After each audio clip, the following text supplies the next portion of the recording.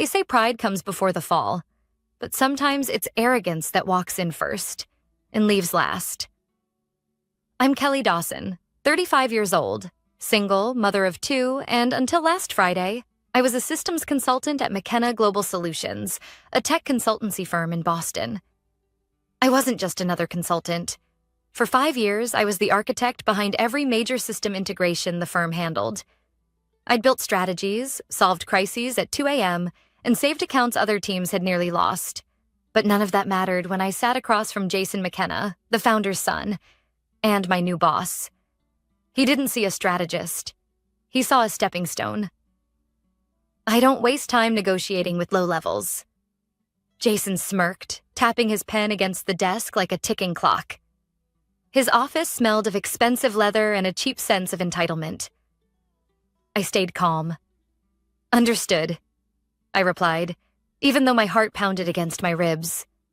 Jason leaned back, confident in his dismissal. We'll handle things without you, Kelly.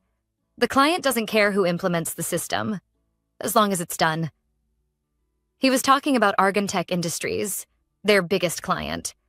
A $50 million contract. A client I had personally handled for the last 2 years. He didn't even bother making it official. Just dropped the hint, expecting me to resign. And maybe I should have. But I didn't. Not then. Because when you've built your life from scratch, after a divorce that drained your savings, after being left with 2 kids and no safety net, you learn something. You learn when to speak and when to walk away. So I walked. But not how he expected. I left the office quietly, packed my things in a cardboard box, the kind they hand you like a parting gift, and walked out past coworkers who wouldn't even meet my eyes. By the time I reached the parking lot, my keycard was already disabled. I sat in my car, gripping the wheel so tightly my knuckles turned white. Not from fear, from anger, not because I'd lost a job, but because Jason, a man who couldn't explain half the systems I'd built, thought he could erase me like I was a line item on a budget report. He thought wrong, because what Jason didn't know was this. 3 months ago, I'd been approached directly by Marissa Hale, the COO of Argontech. She'd called me after a systems crisis no one else at McKenna could fix. We'd worked side by side for 48 hours straight. When it was over, she shook my hand and said, "If you ever want to stop working under people who don't see your value, call me." I never did. Until now. That night, sitting in my apartment after the kids went to bed, I scrolled through my contacts. Her name stared back at me like a door I wasn't sure I could knock on. My thumb hovered over the call button. Did I really want to go up against the firm that had been my entire career? Did I want to risk everything on one bold move? Then I remembered Jason's smirk, his words. I don't waste time negotiating with low levels. I pressed call. Marissa answered on the second ring. Kelly? Her voice was sharp, alert. It's been a while. I'd like to talk, I said. About joining Argontech, not as a contractor, as a lead consultant. There was a pause, a long one. Then, come to my office tomorrow, 8 a.m., bring your portfolio and your rates. I exhaled, adrenaline surging. This wasn't a courtesy meeting. It was real. The next morning, I walked into Argontech's headquarters, not with a cardboard box, but with a contract. By noon, I had signed a 6-month consultancy agreement. Terms: full authority on the project I had originally built, with Marissa's backing, and a clause Jason couldn't undo. Because starting Monday, I wasn't McKenna's employee. I was Argontech's lead consultant, on their most critical project.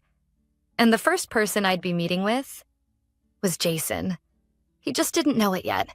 By Monday morning, the air outside Argontech's headquarters was sharp with late winter frost. Inside, I walked through the glass doors with my badge clipped to my blazer, a badge with my name printed beneath the words, Lead Consultant, Argontech Systems Integration. No cardboard box, no key card denial, no patronizing smiles. I was here on my terms. At exactly 9 a.m., I stepped into conference room 4B, where the McKenna project team had been invited for a client alignment session. They filed in, chatting and laughing. And then they saw me. First came David, the junior project manager. His eyes darted between me and his notes. Then Rachel, one of the consultants who'd avoided eye contact when I left. And finally, Jason McKenna himself. He froze in the doorway. For a heartbeat, the room fell silent. Jason blinked, forcing a smile that didn't touch his eyes. Well, this is unexpected. I met his gaze calmly. Good morning. Please have a seat. We'll be reviewing your transition plan. He stared at me, confusion flickering behind his polished facade. I'm sorry.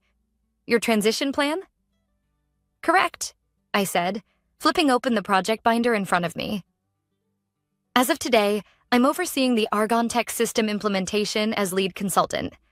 I'll be coordinating directly with your team to ensure a smooth handover. The word handover hit like a crack in the glass. Jason's smile faltered. Since when are you... He didn't finish. Because right then, Marissa Hale walked in, elegant, composed, carrying a tablet under her arm. Jason, glad you could join us, she said briskly. As Kelly mentioned, she's leading the project moving forward. Jason opened his mouth. No words came out. Marissa continued, cool and professional. We've decided to contract Kelly independently. Given her deep knowledge of our systems and past performance, it was the logical choice. But we have an agreement, Jason stammered. McKenna Global is under retainer. Correct, Marissa nodded. For advisory services, the critical systems contract, however, falls under a separate agreement, which, as of Friday, is with Kelly. I watched the color drain slowly from Jason's face. It was almost poetic. I hope this won't be a problem, I added gently. His jaw clenched. Of course not. The meeting moved forward. Jason tried, to insert himself, offering suggestions, asking questions he already knew the answers to, correcting his own staff's comments like a man desperate to prove he still mattered. But every time, Marissa would glance at me, and I'd answer, confident, precise. Not because I rehearsed, but because this was my work. By the end of the meeting, even Rachel was looking at me differently. When it wrapped up, Jason lingered by the door as the rest of the team filed out. Kelly, he said under his breath, his voice low enough for only me to hear. What exactly is your game here? I closed the binder slowly. No game, Jason. You didn't want to negotiate with low levels, remember? His eyes narrowed. This isn't over. I gave a small smile, the kind I'd practiced in boardrooms and courtrooms alike. Number, it's just beginning. I walked past him, heart pounding, head high. But here's the truth. I wasn't just playing a role. I meant every word. That night, after the kids were asleep, I sat at the kitchen table, laptop open, reviewing the project scope. And there it was. Right in the documentation Jason's team had submitted last week. An oversight. A critical systems error I'd flagged 3 months ago. One they hadn't corrected. If they'd gone live with the system as is, Argon Tech's data would have been exposed to a multi-million-dollar risk, and Jason had no idea. I stared at the screen, fingers hovering over the keyboard. I could fix it quietly, or I could let them find out the hard way. But then I thought about what Marissa had said after the meeting. We're counting on you, Kelly. Not just for the project, for setting a new standard. So I opened a new file, drafted the correction plan, outlined the potential impact in clear professional terms, and sent it directly to Marissa. No grandstanding, no sabotage, just the work. Because real power doesn't come from tearing others down. It comes from proving you never needed their permission to rise. By Wednesday morning, the shift inside Argon Tech was impossible to ignore. The correction report I'd sent to Marissa hadn't just impressed her. It had gone straight to the executive board. Within 24 hours, Argon Tech's CIO called me directly. Smart catch, Kelly. That oversight could have cost us millions. Glad we have the right person on this. It was subtle, But behind those words was the confirmation I hadn't realized I needed. I wasn't here as a backup plan. I was the plan. Meanwhile, across town at McKenna Global, the cracks started to show. I didn't need inside sources. The whispers came straight from LinkedIn updates and industry chatter. First, 2 project analysts from Jason's team updated their profiles, open to new opportunities. Then came a quiet message from Rachel, the consultant who'd watched me get pushed out. Rachel, I'm sorry for how I acted. We all saw what Jason was doing. I guess I didn't want to be next. If you ever need a consultant, I'd love to work under someone like you. I stared at the message for a long time. I wasn't naive. People played it safe when they were afraid. But I also believed in second chances. So I replied, "Thanks, Rachel. Let's keep in touch." Because something told me I'd need people like her sooner than I thought. That afternoon, during a review session with Argon Tech's executive team, Marissa pulled me aside. "You've shaken Jason more than you realize," she said quietly, sipping her coffee in the glass-walled boardroom. "Word is, McKenna's scrambling to retain clients. They're downplaying your role, telling people you were just support staff." I smiled faintly. "Of course they are." Marissa studied me for a moment. "You know, I didn't bring you in to make a statement. I brought you in because you're better than the people trying to bury you." Her words hit deeper than I expected. For so long, I'd believed I had to stay quiet, blend in, make myself small enough to fit into spaces built for others. I thought survival meant obedience, but survival wasn't enough anymore. I nodded, feeling something shift inside me. "Thank you for trusting me." She gave a rare, genuine smile. "Earned, Kelly. You earned this." By Friday, the fallout at McKenna went public. Tech Connect Weekly published a small but sharp piece. McKenna Global faces client transition challenge after lead consultant departure. The article was neutral on the surface, but anyone reading between the lines saw it for what it was. A public acknowledgement that Jason had let the wrong person walk away. I could almost hear Jason's voice in my head. This isn't over. But instead of fear, I felt calm.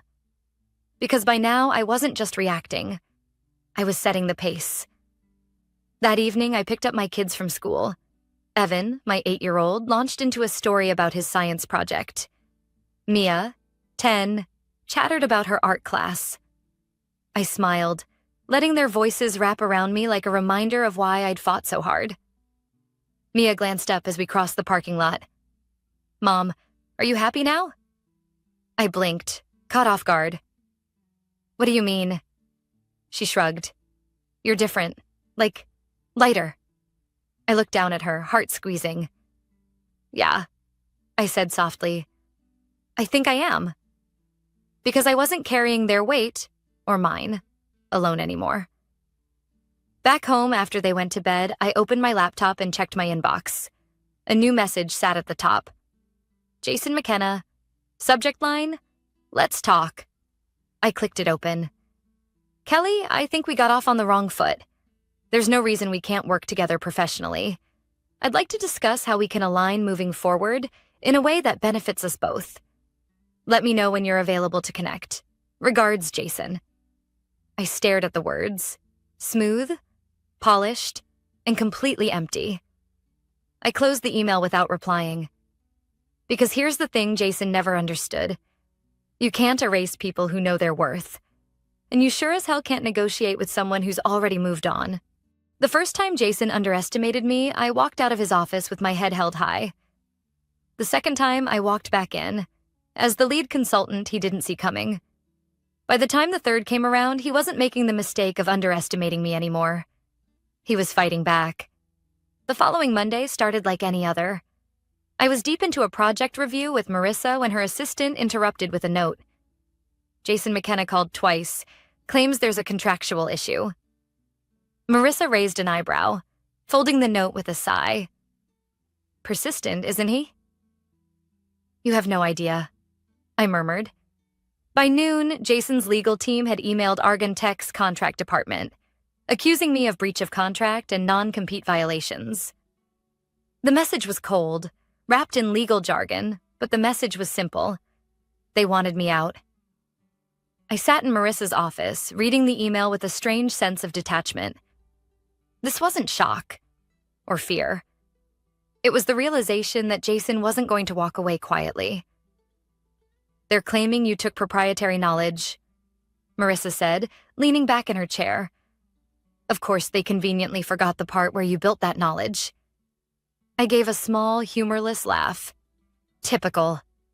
"We'll handle it," she said firmly. "Our legal team is solid. You're not going anywhere." But still, something in me twisted, because this was exactly the kind of tactic that worked on people like me. The ones who didn't have family money, corporate backing, or a safety net. I'd seen it before. Legal threats, quiet character assassinations, pressure until you either cracked or disappeared. And it worked. On the ones too afraid to fight. I wasn't afraid. That night, after I put the kids to bed, I sat at my kitchen table with a folder of documents spread out in front of me. Project plans, emails, performance reviews. I'd saved everything. Not because I expected this, but because I knew better than to trust people like Jason with my future. At 10:15 p.m., I emailed my attorney, Dana Schultz, a sharp, no-nonsense lawyer I'd met through Marissa. Subject, proactive defense. "Hi, Dana. Attached are documents showing my work history, client communications, and project ownership at McKenna. Let me know if you need anything else. I'm not backing down. Kelly." Her reply came 15 minutes later. "Got it. Already reviewing. Don't worry, I've dealt with worse than McKenna's scare tactics. They have no case. Let them try." Dana. I exhaled slowly, feeling a knot inside me begin to untangle. This wasn't just about me anymore. It was about every person who'd been silenced, threatened, or pushed out by people like Jason. I wasn't going to be another name on that list. The next morning, Marissa called me into her office. She didn't say anything right away, just slid her tablet across the desk. On the screen was an internal memo from McKenna Global. Leadership update. Clarification on client transitions. It was filled with corporate speak about shifting partnerships, realigning strategies. But the subtext was loud and clear. They were trying to spin my departure as their decision, to save face. I scrolled to the bottom, and there it was. "We remain committed to providing unparalleled service. Recent changes reflect our commitment to excellence and proactive client management." I met Marissa's eyes. "They're trying to rewrite the story." She nodded once. "They're trying, but you've already written yours." It should have been enough. But by Friday, I realized Jason wasn't done. Because Friday morning, my phone buzzed with a text from Rachel. "Rachel. Heads up. Jason's spreading rumors you violated confidentiality. Says he might pursue legal action. Just wanted you to know. And I've got proof if you need it." Proof. Of him lying. I stared at the message, heart thudding. Jason wasn't just throwing around legal threats now. He was poisoning the well. Trying to make sure even if I won, I'd lose. But here's the thing about smear campaigns. They only work if you let them. I texted back. "Thank you, Rachel. Hang on to that. We may need it." Because I wasn't backing down. Not now. Not ever. And if Jason wanted a fight, he was about to learn the hard way. I don't play games. I win them. By Monday, the whispers Jason had planted started surfacing in places he never expected. Only, they weren't coming from him anymore. They were coming from people inside McKenna Global. And they weren't whispers. They were confessions.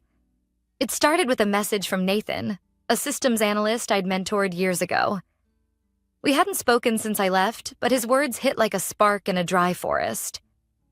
"Nathan, I don't know if you've heard, but Jason's been bragging that you breached your contract. We all know it's not true. A bunch of us are tired of his games. If you need statements, I'm in."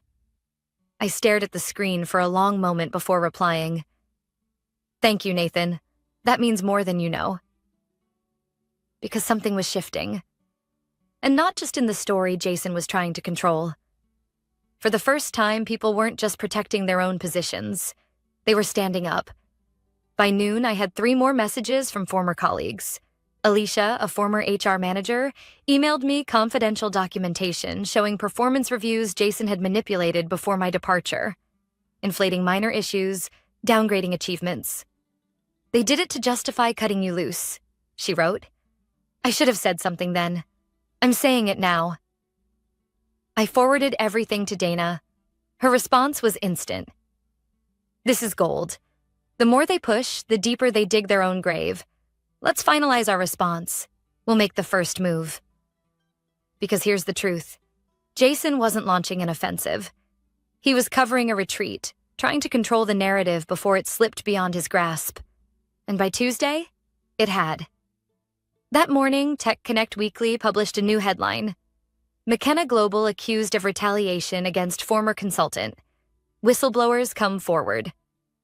The article didn't name me directly, but the quotes from anonymous former employees, the internal memos, the manipulated performance reviews, told the story loud and clear. I sat in Marissa's office as she scrolled through the article on her tablet. "You didn't leak this?" she asked, glancing at me. "Not me," I said quietly. "I guess Jason inspired more people than he thought." Marissa smirked. "Looks like it." But the real surprise came an hour later. My phone buzzed with a message request. Matt Rhodes, McKenna's head of legal. I opened it cautiously. "Kelly, I believe we need to discuss an amicable resolution. Please advise if you're open to a settlement conversation. Respectfully, Matt Rhodes." I showed it to Marissa. She chuckled softly. "The house is on fire and they're trying to sell you a fire extinguisher." I thought about it. A settlement would mean closing the door quietly. It would mean moving on with a check and a handshake, and letting them spin the story however they liked. I wasn't interested. Not in hush money. Not in walking away. So I replied, "Matt, thank you for reaching out. I am not interested in settlement discussions at this time. Kelly Dawson." I hit send, my hands steady, because walking away isn't strength when it means silencing the truth. And I wasn't finished yet. That afternoon, I met with Dana in her downtown office. We finalized our filing, a formal complaint citing wrongful termination, defamation, and professional misconduct. As I signed the last document, Dana looked at me across the table. "You know, you could have taken the money and walked." I met her eyes. "Yeah, but then I'd just be another name Jason erased." She nodded, a flicker of respect in her eyes. "You're making a statement, Kelly, and you're not doing it alone anymore." By Thursday, the industry blogs were buzzing. Lead consultant takes stand against corporate retaliation. McKenna's leadership under scrutiny as former employees speak out. Jason's name wasn't on a single statement, but his shadow was everywhere. And by Friday, I received a message I hadn't expected, from Jason. "I'm done playing games, Kelly. You've made your point, but don't forget, I know people in this industry. You'll regret this." I stared at the words. The threat was thinly veiled. Pathetic, really. I didn't reply. I forwarded it to Dana, because this wasn't a game. This was real. And I was playing for keeps. It's strange how fast power shifts when the truth finally surfaces. By the end of the week, Jason's carefully crafted narrative was unraveling. And this time, it wasn't whispers. It was headlines. McKenna Global faces formal complaint over retaliation allegations. Insider sources confirm leadership misconduct at McKenna. Consultant Kelly Dawson files defamation and wrongful termination case. Every article painted the same picture. A company scrambling, a leadership exposed, and a woman, the same one they tried to erase, standing her ground. But the real turning point came on Monday morning.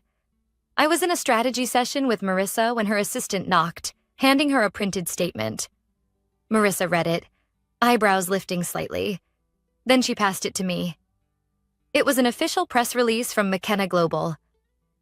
Effective immediately, Jason McKenna has been placed on administrative leave pending internal investigation.